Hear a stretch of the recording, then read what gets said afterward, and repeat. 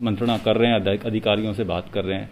तो अभी तक जो चीज़ संज्ञान में आई हैं उस हिसाब से हमारी मेन प्राथमिकताएं आज की डेट में रहेंगी कि जो भी लॉ एंड ऑर्डर है, किसान आंदोलन चल रहा है, लॉ एंड ऑर्डर हमारे लिए मेन प्रायोरिटी है। तो उसके लिए जो भी हो सकता है कि शांति बनी रहे वो हमारा मेन प्राइमरी रहेगा।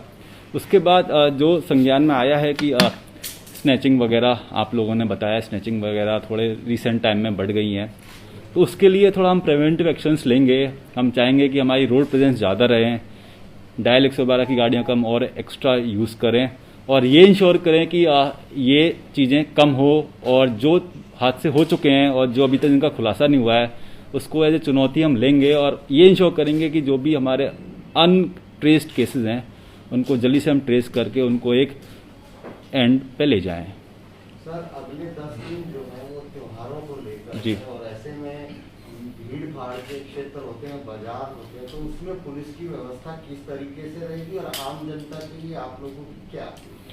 देखिए दिवाली का समय आ रहा है तो लोगों के कारोबार का भी टाइम होता है ये, तो हम नहीं चाहते कि इकोनॉमिक एक्टिविटीज़ में कोई भी बाधा आए।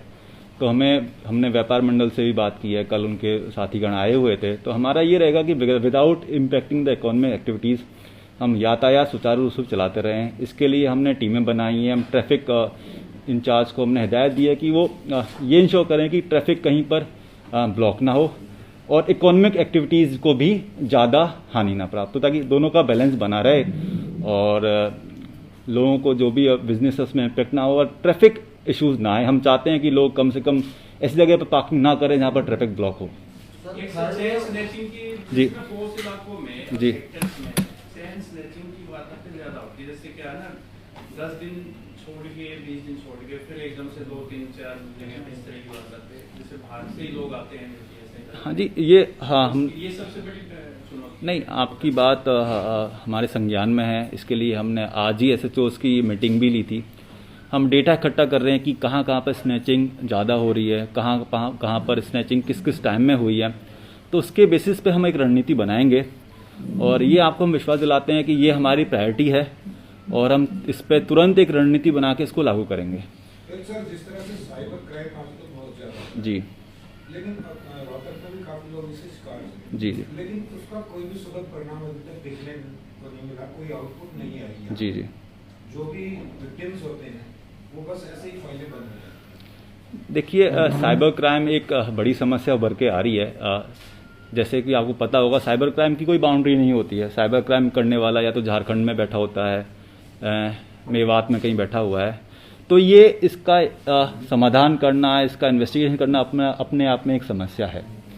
दूसरा है कि ये भी हम मानते हैं कि साइबर क्राइम एक नई टेक्नोलॉजी से लोग करते हैं, तो हमारे मुलाजिमों को भी स्किल्स हम अपग्रेडेशन करने की ज़रूरत पड़ती है। पर इसके तहत हमने विचार विमर्श किया हुआ है। जो भी साइबर क्राइम्स हो रहे हैं उसके लिए हमने स्पेशल यूनिट बनाई है।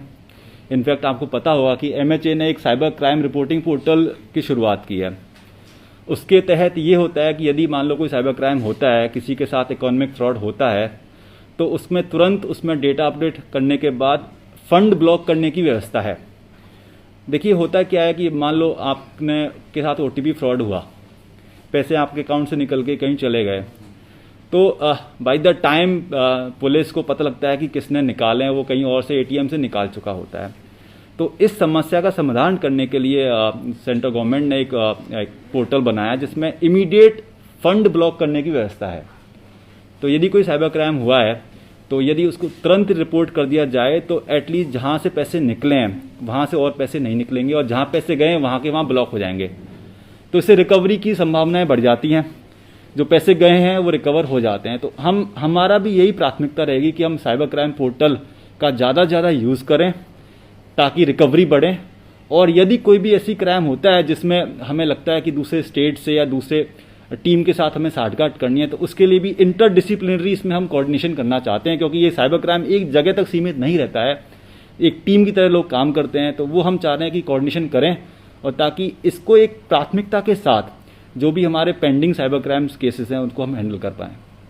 सर, आम जनता तक पहुंचने के लिए कई बार थाने या चौकियों में कई बार शिकायतें होती है, अधिकारियों को चक्कर काटते हैं, जी, अधिकारियों को क्या कहना चाहोगे? आपका सवाल एक बार दोबारा दोहराएंगे आप? जैसे आम जनता है थाने या चौकियों में जाती है, तो जी। न्याय नहीं मिलता, जी, जी। कई बार शिकायतें रहती हैं, तो वो अधिकारियों के चक्कर काटते हैं। तो आपके पास आते हैं जी, थाने हाँ। चौकियों में सुनवाई नहीं होती, चक्कर काट के परेशान हो जाते हैं और फिर आपके तो पास फिर वो आपके पास आते हैं। जी। इनका ही है। देखिए ऐसा है कि हमने सख्त निर्देश दिए हैं कि कोई भी यदि व्यक्ति आता है शिकायत करता तो उसका तुरंत उसका निस्तारण किया जाएगा। इसके अलावा यदि निस्तारण नहीं होता है तो हम एक सिस्टम बना रहे हैं, इसमें हमारे पास शिकायतकर्ता की पहली शिकायत कब आई थी, देरी कितनी हुई है, तो उसके बेसिस पे हम सारे SHOs को सबको हिदायत दी है कि यदि डिले एक लिमिट से ज़्यादा होता है तो उनके खिलाफ कार्रवाई की जाएगी। ये रिपोर्टिंग सेंट्रली यहाँ पर मॉनिटरिंग की जाएगी टू इंश्योर दैट कोई भी शिकायत एक लिमिट के बाद लंबित ना रहे। सर अभी त्योहारों पे पटाखों को लेकर भी काफी दिक्कतें आई जी। सुप्रीम कोर्ट ने बैन कर रखी, केवल ग्रीन पटाखे ही यूज कर सकते जी। हैं, लेकिन फिर भी ग्रीन पटाखों के अलावा बहुत से पटाखे यहाँ पर बेचे जाते हैं। और इसके अलावा रोहतक शहर में कई ऐसी कंपनियां भी हैं जो पटाखे बनाने का काम करती है, जी। वहाँ भी इसी तरीके का होता है कि ग्रीन पटाखों की बजाय और पटाखे बनते हैं, तो उन चीजों को भी ध्यान में रखना। बिल्कुल उनको ध्यान में रखा जाएगा, मीटिंग करके इसके बारे में और डिटेल लेके हम कार्रवाई करेंगे।